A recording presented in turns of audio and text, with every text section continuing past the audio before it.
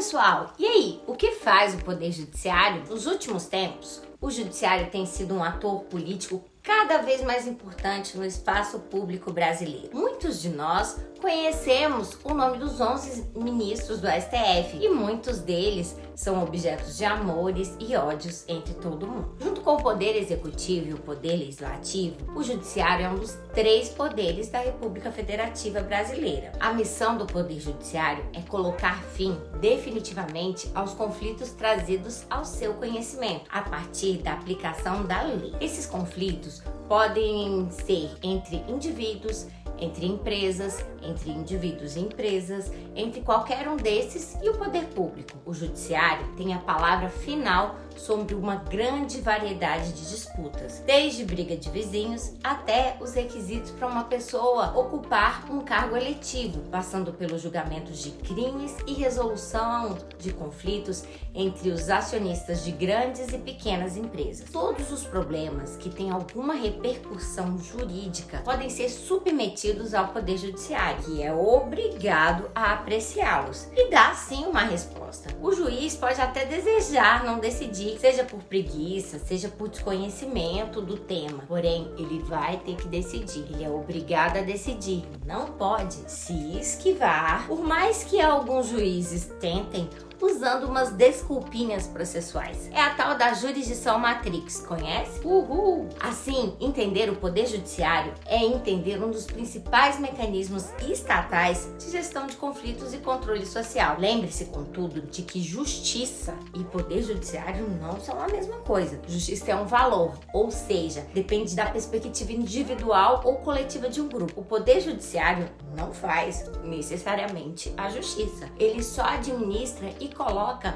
fim a conflitos conforme um parâmetro e um processo pré-determinado por uma lei. Ele é responsável por administrar alguns conflitos na sociedade. Não espere que o Poder Judiciário faça a tal justiça, mesmo porque esse conceito é filosófico ou até religioso. O Poder Judiciário é técnico e o objetivo dele é pôr fim a alguns tipos de conflitos sociais. E é só isso, apesar dele ser muito importante. E aí, se eles não fazem justiça, o que eles fazem? Como que o Poder Judiciário põe fim a esses conflitos sociais? Quer saber mais o que fazem juízes, desembargadores e ministros? Aqui e agora na Máquina Pública.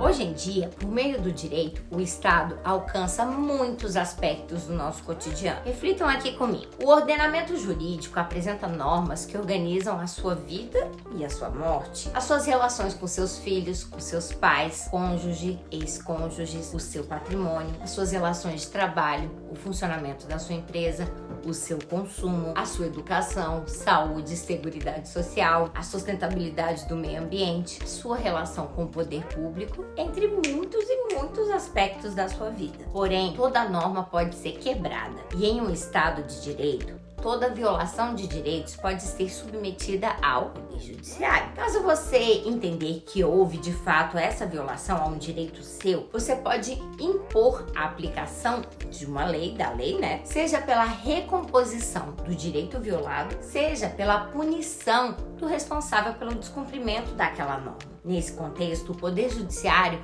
pode tomar bens das pessoas à força, como carros, imóveis, dinheiros em conta bancária, com o objetivo de satisfazer o direito violado ou mesmo como um mecanismo para convencer o responsável pela violação a cumprir aquela regra desrespeitada, como, por exemplo, o não pagamento de uma pensão alimentícia. Como último recurso, o Poder Judiciário tem à sua disposição ainda a possibilidade da imposição de uma violência corporal, especificamente a prisão. Isso é, a perda temporária da liberdade por parte lá do responsável pela violação do direito, principalmente em casos de crime. Aliás, se uma pessoa desobedecer o comando do Poder Judiciário, ela pode até mesmo praticar um crime, o crime de desobediência, que na sequência será processado e julgado pelo mesmo poder a partir de uma denúncia do Ministério Público. Dessa forma, o Judiciário tem à sua disposição diversas ferramentas de coerção para funcionar como uma garantia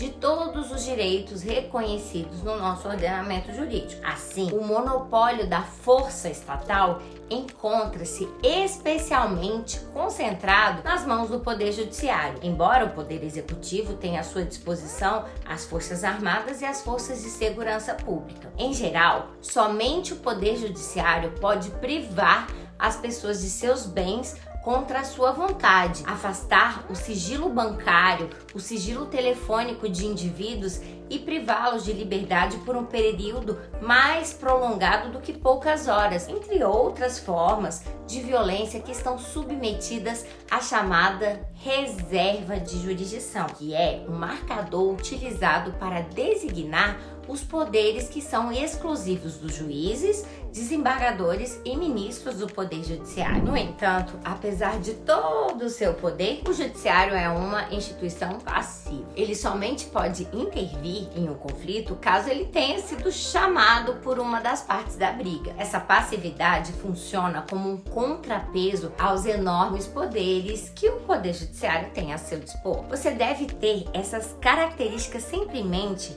quando alguém reclamar do chamado ativismo judicial ou da judicialização da política. Ora, se o judiciário está decidindo sobre um assunto, é porque alguém o provocou. E uma vez provocado, ele não tem como não se manifestar sobre o tema. Ele é obrigado e é muito bem pago para isso. Ele tem que decidir. Juiz é muito bem pago para decidir. Foi nesse contexto que o judiciário, principalmente por meio do Supremo Tribunal Federal, foi provocado a se manifestar em temas polêmicos como a interrupção da gestação de fetos anencefálicos, as cotas étnico-raciais, a demarcação das terras indígenas, fim do foro por prerrogativa de função para autoridades, prisão em segunda instância, união homoafetiva, pesquisas com célula-tronco embrionárias, nepotismo, entre muitos e muitos outros casos da treta. O Supremo Tribunal Federal, ele não acordou assim num belo dia e resolveu: vou intervir nesses assuntos. Não, ele foi chamado a decidir sobre essas questões e ele tinha que dar uma resposta. Era obrigação dele. Assim, você pode concordar ou discordar de uma decisão judicial. Mais do que isso, em uma república,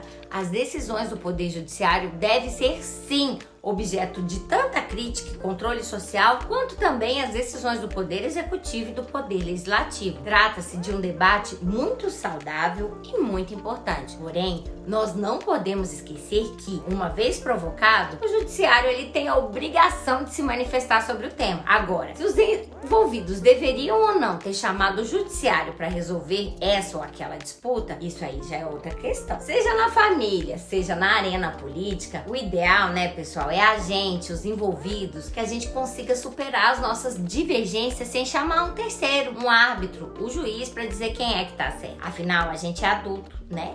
Bem grandinho, a gente sabe conversar, entender o ponto de vista dos outros e construir consensos, não é mesmo?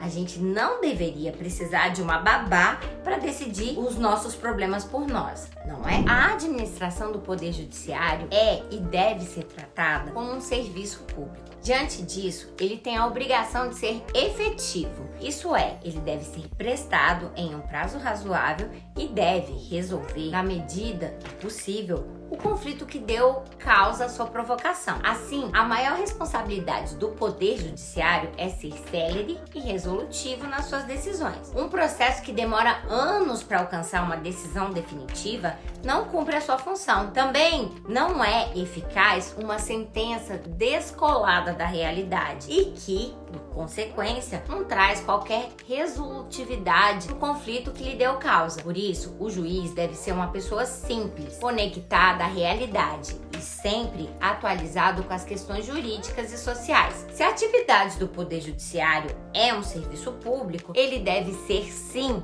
objeto do controle social, tanto quanto a atividade do Poder Executivo e do Poder Legislativo. Em última instância, as suas decisões são definitivas, o que não impede de que elas sejam objeto de debates e de críticas. Aliás, isso é muito saudável em uma democracia. O correto funcionamento do Poder Judiciário depende, então, do acompanhamento e do controle de todos nós, porque, afinal, em uma democracia, você e eu Nós todos somos a máquina pública. E se você gostou desse episódio, não deixe de se inscrever aqui no canal, clicar lá no sininho para não perder o lançamento dos novos episódios e acompanhar o nosso perfil lá no Instagram, @amáquinapública. Vem muita coisa boa por aí.